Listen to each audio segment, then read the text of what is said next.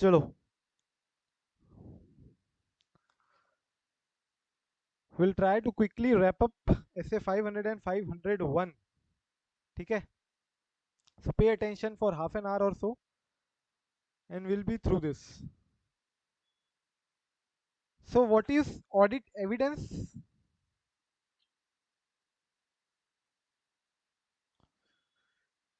What do you mean by audit evidence?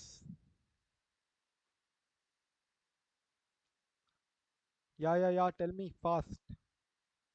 Sabut.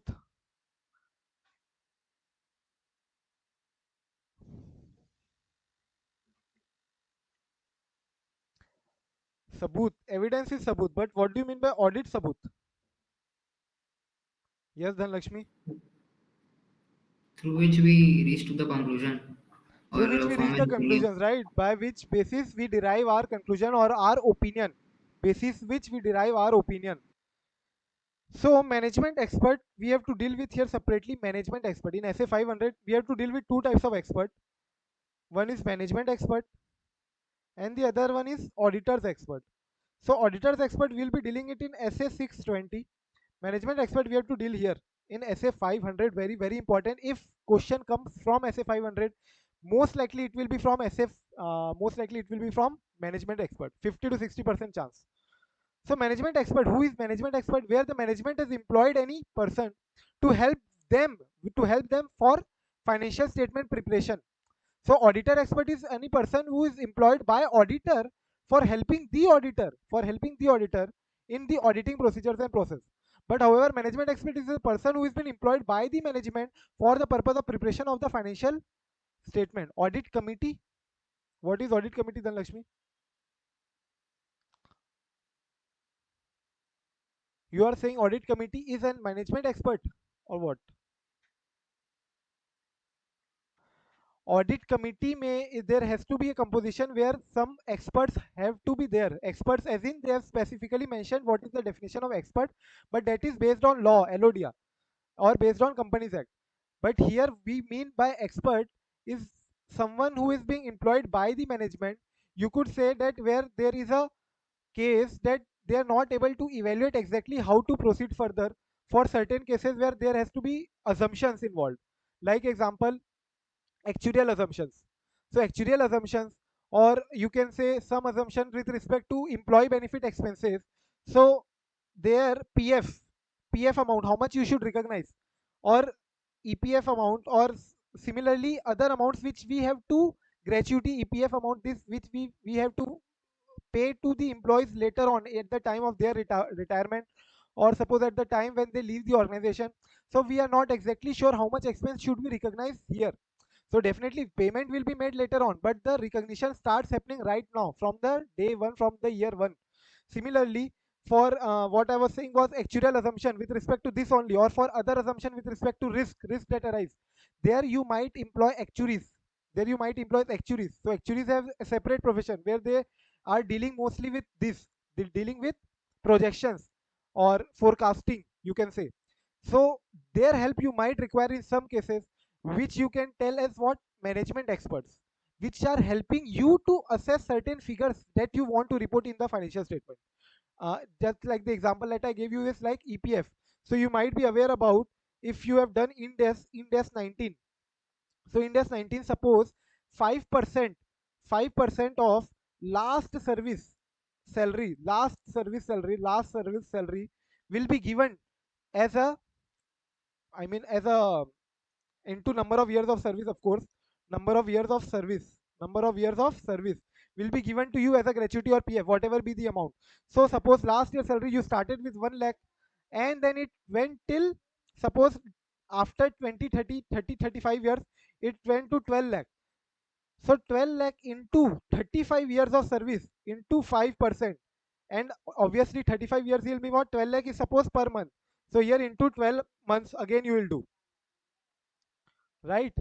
Just wait. So I was telling, for an example, suppose 5% of last drawn salary into number of years of service, this will be paid to you as an employee after you quit your service or after your retirement, whatever be the case. Then Some employees will remain till 35 years, some employees will remain till 25, 26, 28, few employees 20, few employees will live even after 5 years. So now the question arises, how will you assess, how will you expense out these expenses which you are going to pay at the time when the employee leaves or employee retires, but the expense has to be done every year. So this entire expense has to be apportioned during the entire years of service that the employee gives to you. So all these assumptions, everything has to be done, and accordingly then we recognize the employee benefit expense in accordance with India's 19, that you will also follow, right? So based on that, those could be your management experts. Getting it?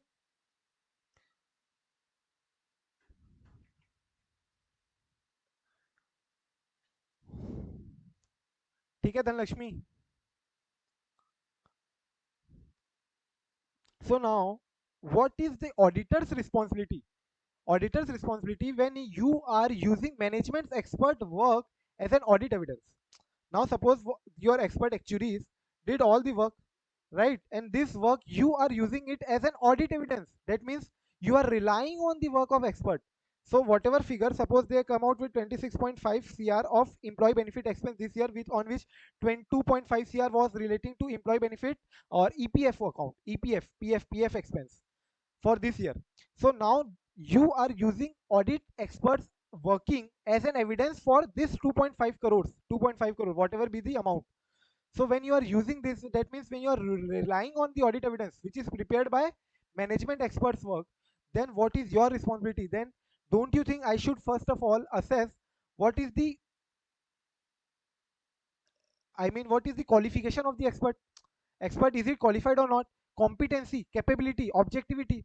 Is he biased? Is he related to, somewhat related to our entity of which he is providing the service? Is the service provided by his objective in nature, by unbiased, capable? Is he capable enough or not? Competency, capability, and objectivity. Competency, capability, and objectivity, which we call it as CCO. CCO of the expert. First of all, we will first evaluate CCO of the expert. Then understand the work of the expert. So definitely, if you are using that expert's work as an audit evidence, you need to have an understanding of what the work talks about, right? So you should definitely know everything that he has assessed based on number of years of service. So those who are be 2 years, 3 years, 4 years, 5 years, 6 years, and that goes on. So whatever be is working, employees left till 2 years, whatever be is working. So 5% of salary he will give. So say last on salary you will take on basis on assumption inflation factor, you will treat, if this is the current salary you will multiply it by inflation, whatever be it inflation that you expect, and then accordingly last drawn salary into number of years of service into that, and whatever amount comes in every year, that total divided by number of years of apportionment. For that you will get what years of expense that you want to recognize in this year. So accordingly, you need to understand the work, understanding of the work of the expert, and lastly, evaluate the appropriateness of the expert's work as an audit evidence. How much appropriate is that work for us to use as an audit evidence? So it's easy. 3 points, very very important. 70% chance if ऐसे 500 question come, these 3 points you have to mention. Have to mention. That means management expert work definitely it comes for SA 500, and if it comes, this is the main question. We will see a lot many questions on this only. See, mostly the questions are from here only, so pay attention, very very important. What I was saying was evaluate the CCO. First of all, evaluate the CCO, then have an understanding of the work of that expert, and then evaluate how much appropriate is that work for me, appropriateness of that expert work as an audit evidence for the relevant assessment. So can I use that as an audit evidence or not? That I need to assess, that I need to ascertain how much appropriate is that work for us to use as an audit evidence. So again evaluate the CCO, obtain understanding of the expert's work, and evaluate how much appropriate is that work for that level of assertion to be used as an audit evidence, to be used as an audit evidence. So I have just mentioned number one, number two as a reference. So number one here. So here they can ask separate question. Till now they haven't gone in that much detail, but yes, there is points which are given in standards, bare standards. So I have not left that. We will go through that also. If they ask specifically on CCO, that means they want to assess what information that you will obtain if you want to assess the CCO of the expert. if you want to assess regarding the competency, capability, and objectivity of the expert, what information you will obtain, what information you will seek from. So if they ask this question, number one, so I've given this number one as an highlight. You can refer directly to number one and treat this as a separate question. Treat this as a separate question. They can ask you directly that information regarding CCO of management expert may come from a variety of sources. So they can ask you directly what are the sources that you can seek to for deriving information required for deriving CCO of the management expert. So what do you think? You can directly talk to the expert, right? Thereby, by hi, hello, doing everything, you will tend to follow what is the exact capability, competency, and objectivity of the expert. Discuss with the expert, directly discuss with the expert. You can do that. Or you could also have your past experience with the work of the expert. If you would have already performed any work with that expert, then you can use that past experience, personal experience. Similarly, if you're not able to talk to him, you can talk to someone else who had the experience working with him. So if I am not able to talk to directly Arnab, then I can do what? I can talk to Kapil. I can talk to Kapil because Kapil and Arnab had worked earlier together. So Arnab is the management expert. I want to talk. If I am not able to talk to him directly, I can talk to Kapil and assess the Arnab's expert's work. Similarly, I can have a discussion with the auditor's expert. So these three persons I can discuss with either directly with the expert, or either with the expert's friend, any other person who knows the expert, or I can discuss directly with the auditor's expert. Auditor's expert means my expert, my expert which has been employed by me, auditor's expert. So three person I can discuss with the expert, discuss with the other person who is familiar with the work of the expert, and thirdly with the auditor's expert. Personal experience also was the first point that we dealt with. Now, other 2 points could be knowledge of the expert's qualification, membership of professional body. That means, is he a member of actuarial board, actuarial science, actuarial science Institute of Actuarial Science of India, Institute of Actuarial Science of India. This is a board, just like ICAI, Institute of Chartered Accountants of India. The membership of professional body. What is the professional body of which he is a member? What's his qualification? What is his individual association license? Does he have the practicing license? Similarly, has he been published in any sort of books or papers that he have written? These all will give you the idea regarding his CCO. Getting this? This you don't have to mention in the final question that we are going to see based on the management expert. What points you will see when you are relying on the management experts as an audit evidence? Management expert work के ऊपर जब तुम as a audit evidence rely कर रहे हो तो तुम क्या क्या information loge. So we will take obtain CCO, we will understand the working of the expert and evaluate the appropriateness of expert's work as an audit evidence. Also, please pay attention, very important. This C point, this point number C, I have reference given the reference of point number 2. Okay?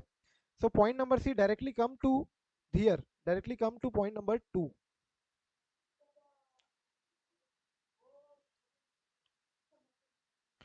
Directly come to point number 2, and this number point number 2 na, this you will have to mention in suggested answers. I mean your answer. Question will come, what responsibility is your, or what will you do when you are relying on the work of the expert as an audit evidence? So you will tell these 3 points and then directly jump to this second point, appropriateness. What exactly will you find for you to decide whether the work is appropriate for me or not to use as an audit evidence? Obviously, whether is it appropriate to use as an audit evidence or not. So I'll decide upon the relevance and reasonableness of the expert's finding and conclusion. So whatever be his findings or conclusion, whatever he has obtained, his conclusions, I'll tend to assess, is it relevant for me? Is it reasonable also? It should be reasonable, na? The expense he has recognized in the financial year, it should be reasonable. It should not be too big or too small. The consistency also should be there. That means 1 year 2 crore, second year 12 crore, third year again 3 crore. So this should not happen. Again, this can happen, but I have to find the reasons behind this. This can happen that 1 year you have recognized 10 lakhs or 10 crores, and the other year significantly jumped to 15 crore. This happened exactly in the last quarter of the last financial year, Q4 FY22. Sorry, Q4 FY23.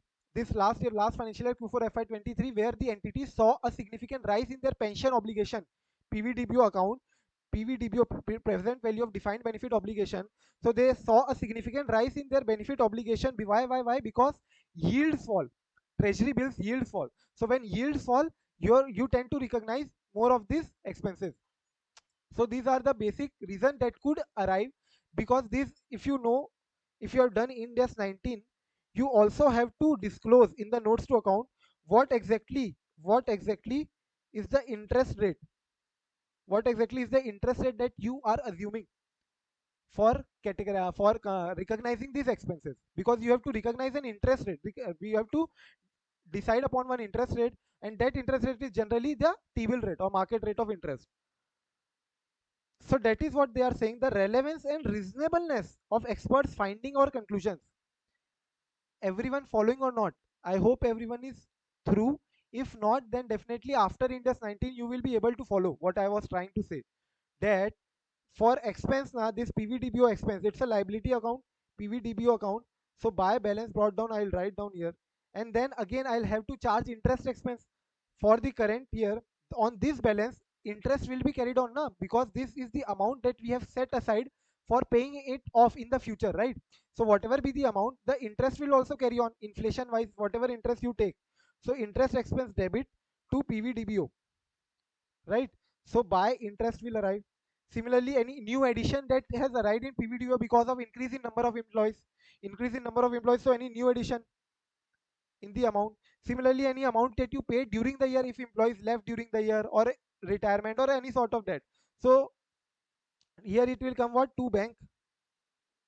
So all these entries are happening. So that is what, this is what I was explaining, that this interest expense, this has to be disclosed, what is the interest rate that you are assuming, and if this interest rate falls, then your asset increases. So interest asset is discounted, right? Asset is discounted based on interest rate. So the interest rate, if it falls, so then you will discount it not by 1.1%, rather you will discount it by suppose 1.05. Example, just to take an example, 1.1 say 1.05. So your this total will increase, and therefore you recognize more of expense. That is what I wanted to explain, that yes, this can happen, this can happen. The reasonableness of the findings conclusion consistency might not be there because of change in yields, which generally does not happen, the yields are constant, but can happen. That is what I was trying to say. We have to assess the relevance and reasonableness of our findings, of our conclusions, consistency with other audit evidence, and whether they are appropriately reflected in the FS or not. And if experts work involves use of significant assumptions and methods, that means what? Again, you will be taking certain assumptions like interest rate, like number of years of service that employee is going to render. These are all what my assumptions. Similarly, method you will follow either discounted cash flow method.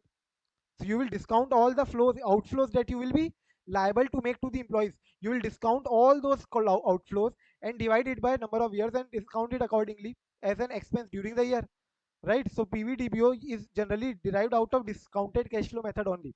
So what method you are obtaining? Assumption that you are taking, assumptions. So assumptions could also be in terms of increase in inflation rate. What is inflation rate you are taking? Are you taking, suppose inflation rate was 5%, then 6.5%, and here this one 7.2%. So are we taking average of past 3 years? Or are we continuing with the last year only 7.2%, 7.2% for all the years in future? Whatever assumption you take, doesn't matter, but you have to specify. And also auditor, as an auditor, we will see that the assumptions taken by the expert, the method that he has employed, is it appropriate or not? We are here in the third point. We are here in the third point. We were discussing what? Appropriateness of the work by the management. Is it appropriate for our audit evidence, for our assertion as an audit evidence? Is it appropriate? So for us to decide is it appropriate or not, for us to decide is it appropriate or not, we have to decide the methods. Is it appropriate? The assumptions are appropriate or not? Similarly, the relevance and reliability. And lastly, we were dealing with what? Source data. From where are we exactly getting all this data? Completeness, whether the data from where we are exactly getting, are we source data, relevance, completeness, and accuracy of that source data. Just hold on a second. Yes, so everyone able to follow what I'm trying to convey? First point was we had to evaluate CCO of the expert. Second, we got the understanding of the expert's work. And third, we found that is it appropriate for us to use as an audit evidence or not. And then in the third point, we dig in that for us to decide upon the appropriateness, we decided that is the conclusions and the findings, are they relevant and reliable, reasonable? Then we saw assumptions and method, are they relevant and reasonable? And thirdly, we saw dot source data, from where are we getting this all these data, figures completed or not. All the source data should be reliable, accurate, completed. From here, though, if we are satisfied with these 3 points, then we can say that yes, it is appropriate for us to use as an audit evidence for the relevant assertion. Assertion here is what? Class of transaction, actuary expense, or sorry, employee benefit expense, or even it could be account balance, PVDBO. PVDBO is present value of defined benefit obligation, which is the balance sheet figure of the same employee benefit expense. Clear? Any doubt? Any doubt? Just give it a reading once. Give it a reading once and solve first 2 3 questions. Give it a reading and solve first 2 3 questions. Then you will be able to follow what I am trying to convey, and you will have to then understand what's the confidence level you are arriving at.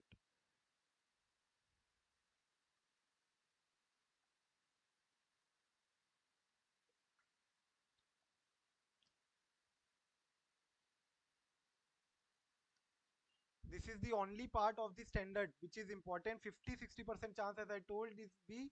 If they at all they ask from SA 500, they can ask from there.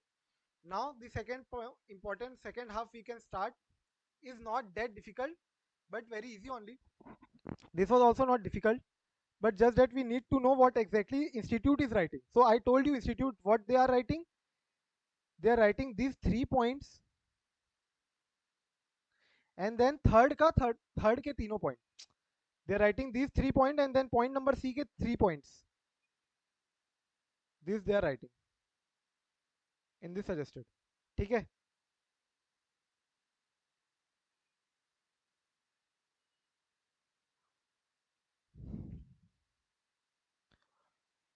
Now come to here. What do you mean by this line? What are they trying to say? Matters affecting NTE of audit procedures in case of information produced using the work of management expert. क्या बोल रहे हैं? Matters affecting NTE of audit procedures in case of information produced using the work of management expert. Sir, it means that whether our plant anti will deviate if we use the work that is generated by the management expert. So if you are using the work of the management expert, it's not like they want you to tell that it may deviate, but they want you to decide first of all your nature, timing, and extent of whatever audit procedure that you are deciding. You should think that okay, I am also using the work of management expert. So accordingly, you will have to decide the extent of audit procedure, how much extent of audit procedure you are to apply. Similarly, the nature and timing. So first example, let's see. Do you already possess any knowledge or experience in which management experts field is there? So suppose example, do I really have the already have the experience in the actuarial assumptions? This employee benefit expenses, do I already possess the knowledge and experience? If yes, then okay, fine, I can go into much in-depth detail. Extent of audit procedure can be again increased, or I can just follow the expert only if I don't have that much relevant expertise in the field of the management expert, right? Similarly, what is your previous experience with that expert? That also will affect my nature, timing, and extent of audit procedure. That will also affect my NTE of audit procedure. Similarly, the complexity of the matter, if it is more complex, then I can't simply straight away rely on the expert's work, right? I'll also have to increase my extent of audit procedure. I'll have to check figures here from there. I'll have to talk somebody else, employees, everything else. So as an auditor, my nature, timing, and extent of audit procedure will depend sufficiently on these parameters. What is the knowledge and experience that I possess currently as according to management expert field? Similarly, previous experience that I have with the expert, complexity of the matter, ROMM in the matter, how much risk of material misstatement is there right now in the matter, risk of fraud, risk of material misstatement, availability of any alternative source of audit evidence. So if you already have any alternative source of audit evidence, then you might not take auditor's expert, or sorry, management expert work as an audit evidence, right? You may then rely on the alternative source of audit evidence, or you can then at least confirm, you can at least then confirm, right? Confirm means to uh, check whether they are both telling or not. Then the extent to which management can exercise control or influence over work of management expert, that means biasness. Is there any biasness involved? That means management can exercise control, domination, dominating the management expert.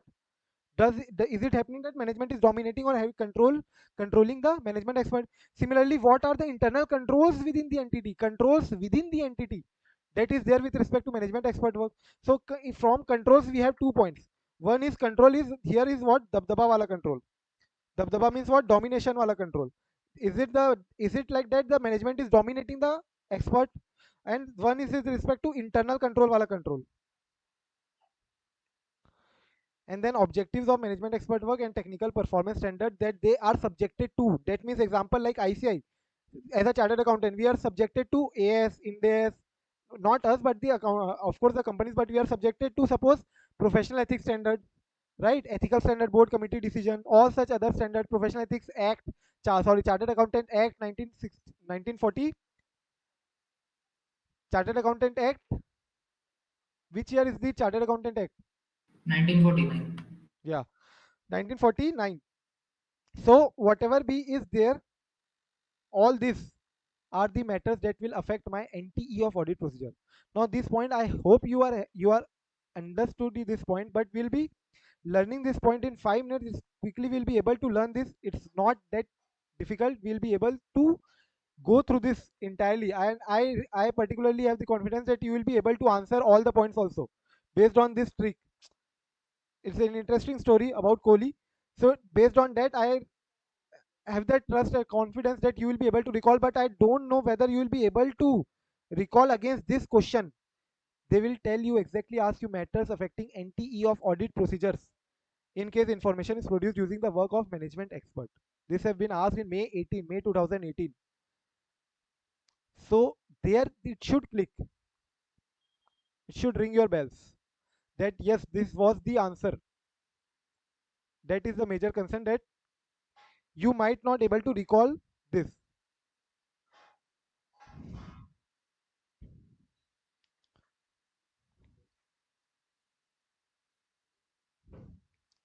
So let's see. So Kohli was doing P physical exercise. Now suddenly he abused this, and therefore RM Raksha Mantri Anushka Sharma said her to control. Yeah, fine. So what I was telling is this answer. You can do what? Just see this. Kohli field पे pee कर रहा था, right? And then he abused MC. So his Raksha Mantri Anushka Sharma said her to control and told her that that is the reason why his technical performance is not improving, and his objective is not to abuse but to improve upon us technical performance. So you can see here, I'm just writing down all the points. So K for knowledge, that you already possess the knowledge or expertise which is relevant to the expert's field. Then from PE is what?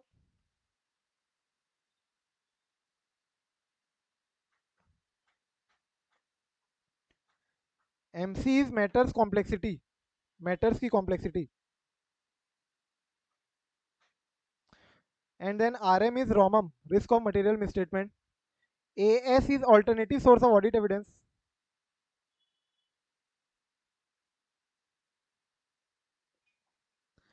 And then control we have with 2 points with control, right?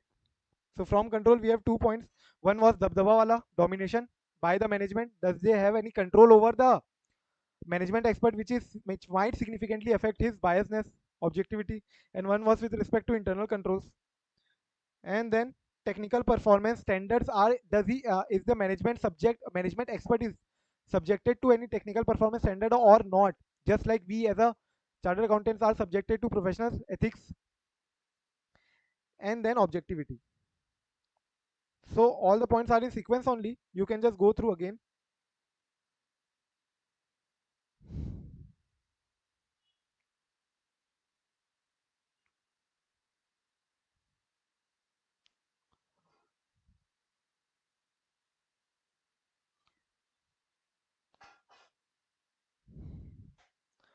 Now come to audit procedures. This I have already told you. This is divided into RAP and FAP, right? And under FAP we have what? Further TOC and SAP. And under SAP we have further what? TOD and analytical procedure. So substantive audit procedure we have TOD and AP, analytical procedure. So that is exactly what they have written also. So risk assessment procedure and further audit procedure, which comprise of TOC and substantive procedure, and substantive procedure again comprise of TOD and analytical procedure.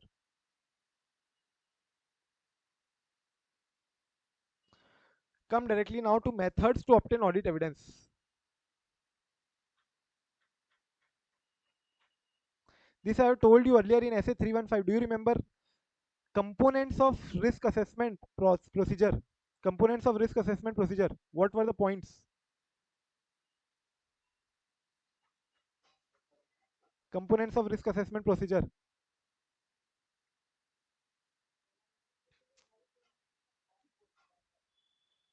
बोलो बोलो.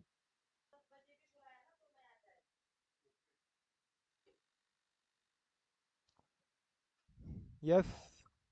Components of risk assessment procedure. Go to essay 315 first page. Essay 315.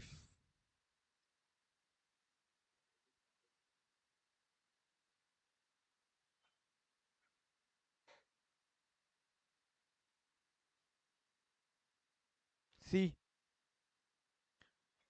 here also I told you methods to obtain audit evidence, right? Methods to obtain audit evidence.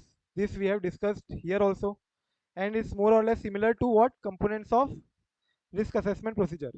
So you should mention at both the place if answer is more or less same. 3 4 points you can tally. So observation, inquiry, calculation, confirmation, analytical procedure, and inspection. Now out of this, by observation you can obtain audit evidence. Similarly, like if the management is counting their inventory, then you can also count with them or observe their counting procedure, and thereby this could be your one way to obtain audit evidence. Similarly, others are what? Then inspection, right? So inspection is like inspecting all the documentations and everything. And then external confirmation is one way more to obtain audit evidence with respect to obtaining confirmation from either the bankers or obtaining confirmation from debtor, creditors, payables, whoever you can obtain the confirmation from, thereby getting the audit evidence. Then again recalculating, reaffirming calculation wise, and then analytical procedures. And lastly, inquiry. Inquiry they can ask separately because they used to ask this in IPCC, short note on inquiry separately. So inquiry is nothing, it could be oral, it could be written, right? Inquiry. It could be formal, it could be informal. It could inquiry could be from the person outside the entity, or it could be from the person inside the entity. So what important part here is to address the inquiry part. That means what response you got from the inquiry, responses that you get from the inquiry, and then how you respond to that response is more important for an auditor. So once you have inquired, you will get certain responses, and then how you take that as an audit evidence. Is it conforming with other audit evidences that you already possess, other documentation or any other sort of audit evidence that you already possess? Is the response to the inquiry already conforming, or is it giving any deviating result? If it is giving any deviating result, then you again have to document the same and everything has to follow. So these are all what my methods to obtain audit evidence.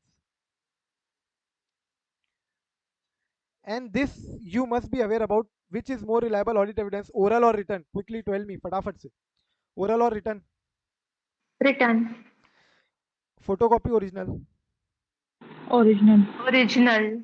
Right? And then what do you think is more relevant inside the entity, if you are asking, inquiring, or having an audit evidence from within the entity or outside the entity? Sir, Outside the only entity. Outside, external. no, sir. If Outside the the entity internal because of controls the are good, objectiveness. Huh? if the internal controls are good, then we can accept Yeah, within the right. So entity. if Na? the internal controls are robust and strong, then yes, we can definitely rely on the internal sources as well. But then external sources are anyway more reliable as compared to internal sources of audit evidence. So this all you can go through. Documentary form are more reliable as compared to oral. Similarly, original documents are more reliable as compared to photocopy. Audit evidence obtained directly are more reliable as compared to indirect way of obtaining the audit evidence. Then independent sources outside the entity are more reliable as compared to internal audit evidences, except when internal sources, or sorry, internal controls are more robust. So we are done with SA 500. Come to SA 501 now. Now SA 500 we dealt with audit evidence in general, but SA 501 deals with specifically with respect to 3 points. One is with respect to inventory. How are you going to obtain audit evidence? Second one is with respect to claims and litigations. And third one is with respect to segment information.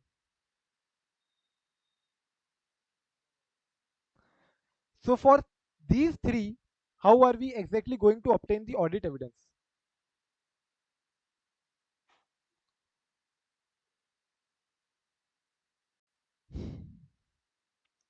Yeah. So as a 501 audit evidence, specific consideration for selected items. Selected items, I told you which three items: inventory, claims litigation, and segment information. So we'll start with directly straight away with inventory. Inventory. So inventory is obviously material to the financial statement, but they have specifically mentioned that if inventory is material, so obviously it's material to the financial statement. In case it's a service organization or it's a organization providing service more and with less inventory, then that could be another case. But mostly inventory, if it is material to the FS, then auditor has to obtain sufficient appropriate audit evidence regarding important existence and condition of inventory. Are we obtaining any sort of audit evidence with respect to rights and obligation? Ownership. Because we know that inventory is a balance sheet item. Balance sheet means what? Account balance level. And for account balance level, what four assertions are we trying to confirm? VCER. Do you remember or not? VCER, V for valuation, C for completeness, E for existence, and R for rights and obligation. So here we are only dealing with what? Existence and conditions only. We are nowhere going with rights and obligation or valuation. So for inventory, we have to see specifically existence and conditions of the inventory. We can do that by attending normally at physical inventory counting. Whenever the physical inventory counting is happening in the organization, we can go and attend that physical inventory counting, which is being done by the management. Done by the management. Unless it's impracticable for us to visit on that day. So we should first of all try to attend that physical inventory counting, unless impracticable. Then evaluate the management instruction and procedure for recording, controlling the results of the entity's physical inventory counting. We can do the first point there itself. In the first point, we can evaluate what the management instructs their employees. How are they going to counting procedure? How are they performing the count procedure? Similarly, observation. By observing the management's procedure, we can just tend to see how exactly are the inventory being counted and also get an audit evidence with respect to inventory. Similarly, inspect the inventory. Inspection of the inventory by inspecting the inventory one by one. And lastly, perform test count. Test count means you can also open few of the inventories box and try to count within that whether they have that amount of inventory which they have specified, right? So you can yourself perform the test count. You can also inspect the inventory. These are the two which is being done by the auditor.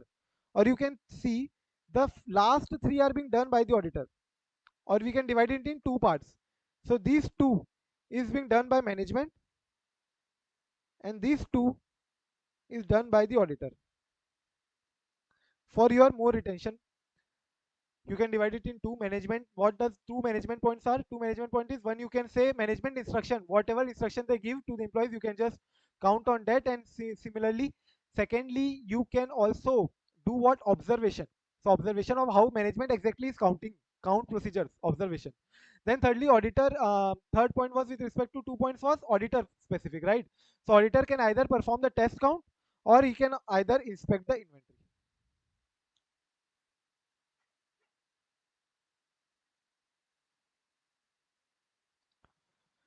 Now, performing audit procedure over the entity's final inventory records to determine whether they accurately reflect actual inventory count results or not.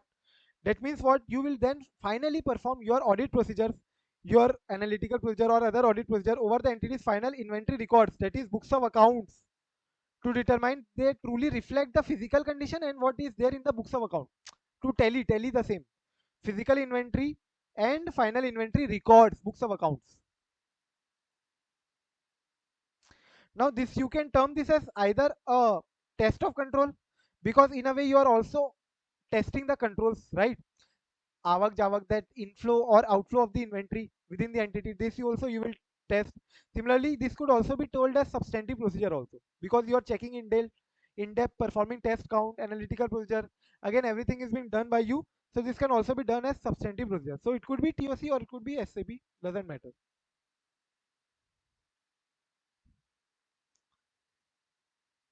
So please go through the first point again. It's very important answer.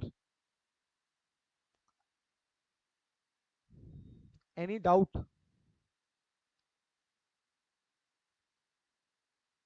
So everything is going now inside your mind, getting a ton of information again, right?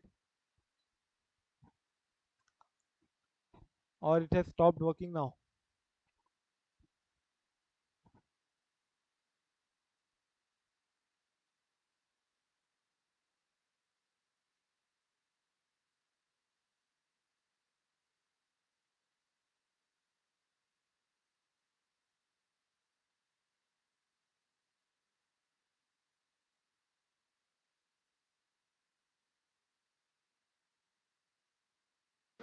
So audio.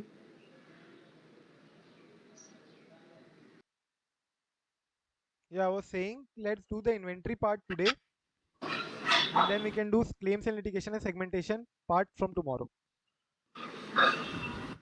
ठीक है, inventory 2 questions only, then Lakshmi.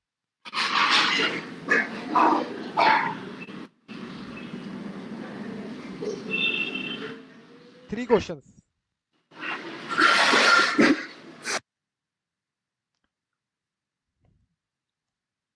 So 402 record हुआ है ना? Everything's recorded, don't worry. If Okay. not recorded, I'll record again.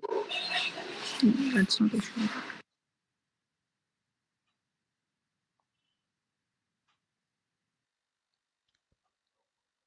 Yeah, come here directly now. Special circumstances. That means these are not the normal circumstances. When the inventory counting was happening at the management, you were eating pakodas or you were enjoying rain. So whatever be the case, you were not present during the inventory counting, which is being done by the management. Or it could so happen that otherwise inventory was counted, but on a date other than balance sheet date. So it is other than balance sheet date inventory counting is happening. Then don't you think on 31st March, if this is my balance sheet date and inventory counting is happening here, so in between there will be some transaction, but we have to check inventory as per 31st March, right? And we are when we are going for inventory counting, which is happening on suppose 10th of April, then in between this intervening transaction also has to be adjusted for. Also has to be adjusted. That means what? Inventory as at 31st March will add any purchases, will deduct any sales, and then will arrive the inventory as on 30th 10th April, and then tally based on what we have, whatever adjustment we have. So that is what they are also telling, that perform audit procedure to obtain audit evidence. That yes, definitely will follow.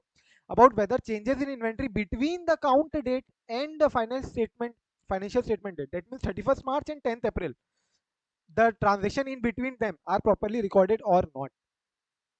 So you have to do a sort of reconciliation, 10th April inventory and 31st March inventory, and reconciliation between both the inventories. It should tally based on purchase and sales, or any sort of loss, damage, whatever it would be. So inventory counting conducted at a date other than balance sheet date. Now inventory counting done at the balance sheet date, but auditor was not able to attend the inventory counting. Auditor was not able to attend the inventory counting, so he'll then come again later on. Suppose he comes on 15th April. So auditor should take or observe some physical counts on an alternative date. Definitely he should come to some alternative date and will perform test counts according to him. Observe again, and perform audit procedures on intervening transactions. Again, same intervening transaction, so that we can assess whether there is any changes in inventory between the date of physical count and period end date. So we period end date was what? Date of inventory count, right? Date of inventory count happened at 31st March only. Happened on 31st March. That is what my period end date. However, I was not present there. No, I could not attend the same. Therefore, I am doing the date of physical count is suppose my 15th April. That is auditor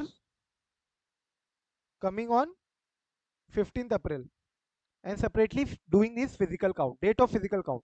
So again, now period end date से लेके 31st 15th April, I have to again do the reconciliation. That is the first point. First point is what? Reconciling changes in any intervening transaction. Because of that, any changes in the inventory between the date of physical count and between the 31st March period and date, these are being correctly recorded or not. That is the first foremost point that I need to show. Second point is cutoff. Cutoff. Can you see second? Two for second, and this also looks like a cut knife. Sorry, scissor, right? So cutoff procedure you have to apply.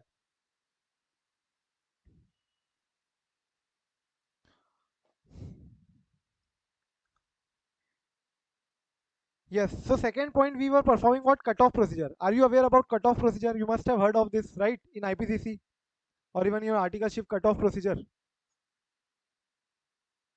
No, sir. So cutoff procedure is nothing. So suppose if your period end date is 31st March, then you have to cut off this date from further following transaction. So whatever inventory, if it is coming on this day, but it relates to purchase made during this period, then you can include this. But if the purchase is made during this period, then inventory received in respect of these purchases, even if it is received before 31st March, you will not include it. So cutoff procedure has to be applied. It is depending on the case to case basis, sale happening after the 31st March, before 31st March, everything we will have to see accordingly. So cutoff procedure has to be applied, important because of inventory calculation done at 31st March. So we are seeing the figures as at 31st March. Now the auditor would also verify the procedure adopted, treatment given for discrepancies any which is being noticed during the physical count. So 3 for discrepancy, 3 discrepancy, 3 discrepancy, 2 cutoff procedure, 1 was your intervening transaction. So I can say 1 looks like I, right? 1 looks like I, so you can see here intervening transactions, reconciliation. Now 2,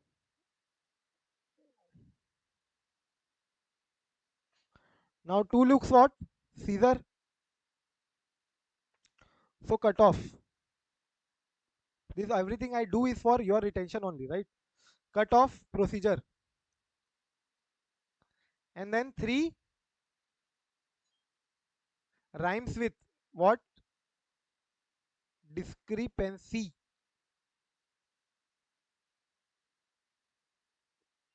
Correct. And then again, lastly, fourth. What do you think this looks like?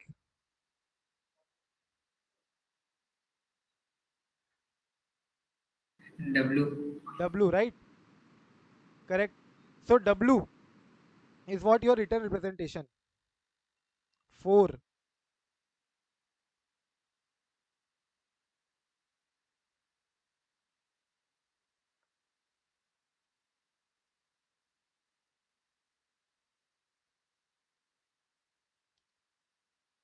This looks like a heart, right? Return representation. You have to obtain return representation from the management.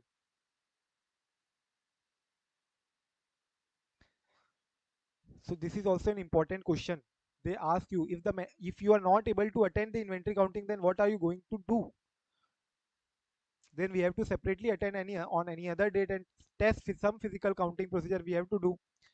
And from 1 intervening transaction we have to reconcile, 2 cutoff procedure we have to apply, 3 discrepancies if any there are, then we have to address them, and 4 written representation we have to obtain, right? Yes or no everyone? Bolo bhai.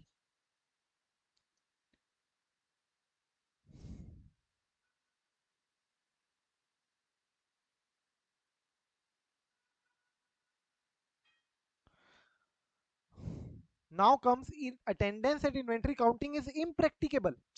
So here you could not attend because you were involved in some other work, or but you will attend or at some any other day, right? Attendance was practicable, but you did not attend on that day because you were busy. Now attendance is impracticable. Suppose my one of my branch is in Pakistan. So will I go? And it's impracticable for me, right? Why will I risk my life? Or you can say it's in coal mines. So coal mines, the inventory in coal mines, I won't risk my life. Or if it's in suppose like Kashmir or some other places where it is not feasible for the auditor to actually attend and see the physical inventory count, and it is impracticable. So it could so happen that in some cases attendance at inventory counting may be impracticable. This may be due to various factors such as nature and location of the inventory. Location, as I tell, location is where you can write here Pakistan, you'll tend to recall it's in Pakistan. Or nature of inventory, nature is, suppose example, any sort of liquid, you can say. And for example, where inventory is held in a location that may pose threats to safety of the auditor. Again, they have also said the same example. Pakistan, they are referring to Pakistan only. Now, the matter of general inconvenience to the auditor, however, is not sufficient to support a decision by the auditor that attendance is impracticable. That means you cannot simply say that no, today is Sunday and it's a lazy day, so I won't be able to attend, or I just don't feel like going so for the inventory counting. It's not your upon on your convenience that you will decide that okay, for these general inconveniences this won't be treated as impracticable reasons. If you are not attending for normal reasons, this is not certain because of impracticable reasons. That is what they are saying. The matter of general inconvenience is not sufficient to support a decision by the auditor that attendance is impracticable. Further, as explained in 200, the matter of difficulty, time, cost involved is not in itself a valid basis. If you are incurring a lot of cost, lot of time, that is not in itself a basic reason for you to tell that this is a impracticable attendance reason. So attendance at impracticable is not dependent upon your general inconvenience, your cost, your time, your validity, right? And then you have to perform these two procedure. That is what is more important. Then they ask separately that what will happen if the inventory counting is impracticable, what will you do as an auditor? So I'll tell that I'll perform certain alternative audit procedure. I'll quickly do what? I'll video call, right? So I'll perform alternative audit procedure to obtain sufficient appropriate audit evidence regarding existence and condition of inventory. Similarly, alternative audit procedure could be with respect to inspection of documentation. So you'll ask them to courier all the documents. You'll then go through all the documents, inspect accordingly, and any subsequent sale purchases you will do the reconciliation intervening transactions. You will do all such purchases and sales adjustment accordingly. And if you are not able to get those documents also, if you're not, it is not able to possible to for us to do perform alternative procedure, then we will then left with what? Left with only one option: modify, in accordance with SA 705. So you can just learn this, that in case of impracticability, I'll simply say that मेरा आना तो impracticable है, एक काम कर लो, आप ही perform कर लो, आप कर लो, या फिर आप भी नहीं कर पा रहे हो तो मॉडिफाई कर लो. That means what? I am not able to I mean it's not practicable, it's impracticable for me. So do one thing, आप ही काउंटिंग कर लो. And if you are not able to do, then modify. So आप here means alternative audit procedure.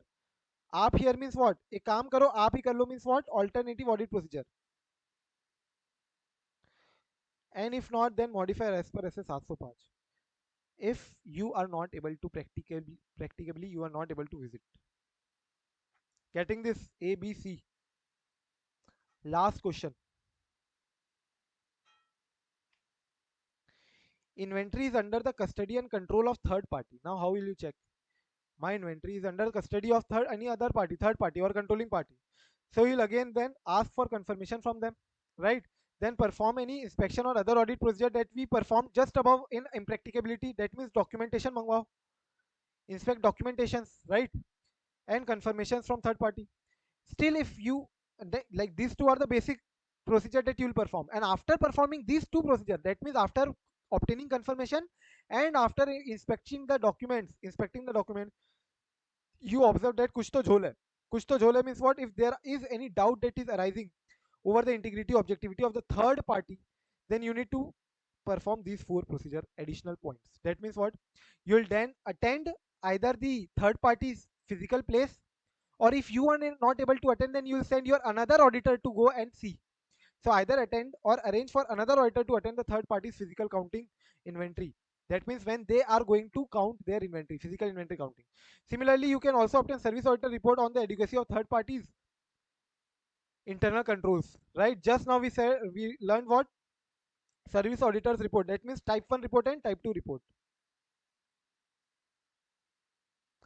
Inspecting documentation, for example warehousing receipts, and lastly requesting confirmation. So here also you can see the trick. If I am not able to attend or another auditor is not also able to attend, then CID की service ले लो, CID की service ले लो. So attend another auditor or tell another auditor, or you yourself attend the audit place. That means third party's place. That is my point number one. If that is not happening, then CID की service ले लो. So CIE is what? Confirmation, inspection, and documentation. So CID means what? C for confirmation, external confirmation, and ID for inspecting documentation.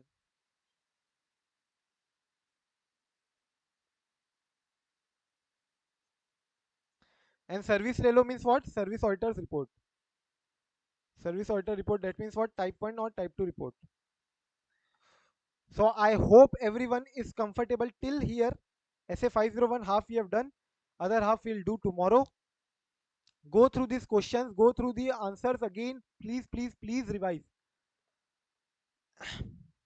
ठीक है? Yes, Dhanlakshmi. So can I share something about SA 402? Yeah.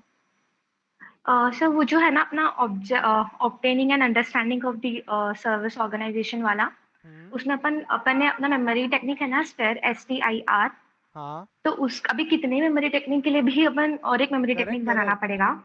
Yeah. हाँ, तो like अपन like we all have heard कि too many cooks spoil the broth. Too many.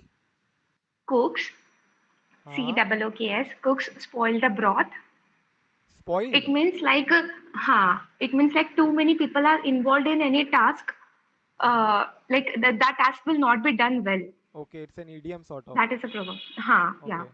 सो अभी अपन जैसे service organisation का मतलब दूसरे एक सर्विस ऑर्गेनाइजेशन का सर्विस यूज कर रहे हैं, तो इसका मतलब वो पक्के से खराब होने के चांसेस बहुत है. Like if we connect with that idiom, ठीक है, Hmm.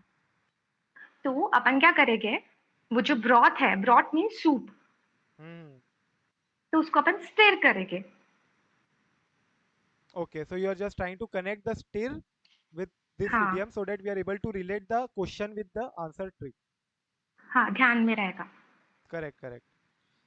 आई नो पांचक था, बट ठीक है. So too many cooks spoils a broth, and we are also involving a lot many person by outsourcing. So thereby involving too many cooks. So we need to properly steer the same, right? हाँ, yes. Correct. Thanks a lot um, for this sort of two or more one two more question I told someone na. So I'll tell you only now. To whom I told one two questions I told to come out with something. Soni and Sagar, I guess. Okay. Sagar, you be ready. ठीक है? If not, ask then Lakshmi then. Sir, what question? You not mark that. I'll have to check then. Fine, I'll allocate today. Sir मेरे को तो कुछ याद नहीं है. So you are doubting Dhanlakshmi's memory. Sir आज कर ओनली, उसी को याद है, उसी से पूछ बाकियों लो. को भी पूछ लो, ऐसा कुछ दिया था क्या सागर को? सागर ने हाँ भी बोला था. इट इज योर रेस्पॉन्सिबिलिटी करके आपने बोला था, सागर ने हाँ भी बोला था. Sagar is busy thinking someone else. ठीक है? Sagar, you are free. Have a great lunch. Thank you sir. Sir कल छुट्टी है क्या? नहीं यार. We will सर 8 से have रख लो ना प्लीज. तो 8 बजे से रख we low. are already behind the schedule actually, and I'll give you the leave. Don't worry. Not on Sunday, but on Tuesday. Okay sir, कल 8 बजे से रखेंगे, चलेगा क्या? Date with audit. क्या for tomorrow ना? क्या for tomorrow 8? Yes sir. Uh, I'll tell you. Fine, 8 is okay. 8 to ठीक है 11 sir. around. 11ish. Thank you sir. ठीक है, we'll give you the leave on Tuesday then. And but do use that leaves as well, effectively use to try to revise during that time and clear your backlogs if there are any. ठीक है धनलक्ष्मी? चलो, bye bye. Bye, sir. Feeling very hungry. Thank you, sir. Okay.